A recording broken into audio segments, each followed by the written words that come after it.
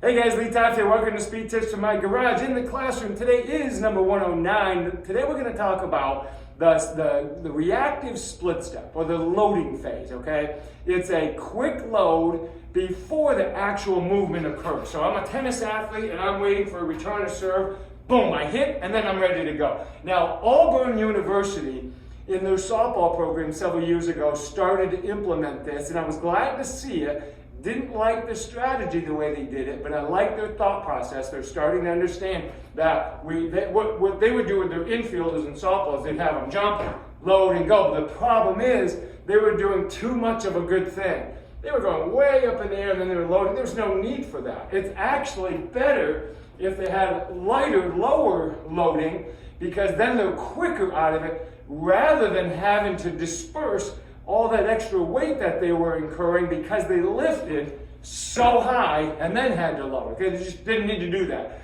But the idea was right. Now, I would like to see it in sports more in baseball, okay, softball. I'd like to see outfielders as well as infielders. I'd like to see, obviously, tennis players naturally do it, but I would like to see volleyball players do more of this. And some are starting to, but a lot of times you'll see back row players. They're down, feet are flat, ball gets hit, and then they're trying to move in a direction versus let the ball get hit, boom, and then they can go and be athletic. Then they have a nice, smooth, calm platform to be able to return serve versus always having to fight to get to the ball to make the next play, right? So this reactive step does two things for you.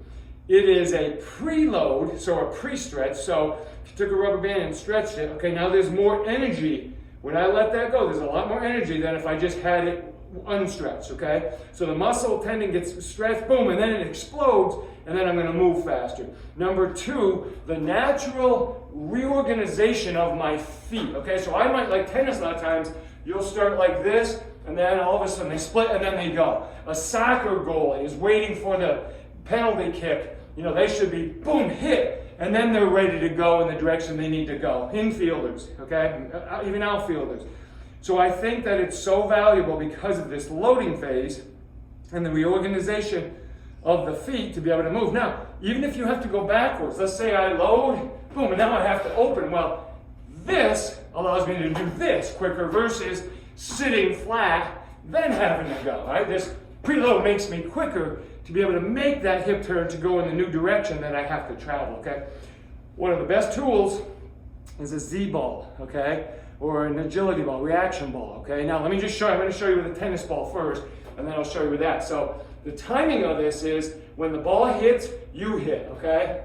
Boom, now I time it, now I'm ready to go. So if I take the Z-ball, when that hits, I hit, and then I'm ready to react and go get it, okay? So, unbelievable tool. Get it for your athletes. When I coached basketball, we used to have competitions with this all the time. This was part of our training because I want them to be able to consciously be able to catch and attack something or hit something, but unconsciously react with their feet and move their feet to get their hands in position to make a play. If it was soccer, then it's getting their feet in position to make a play, okay?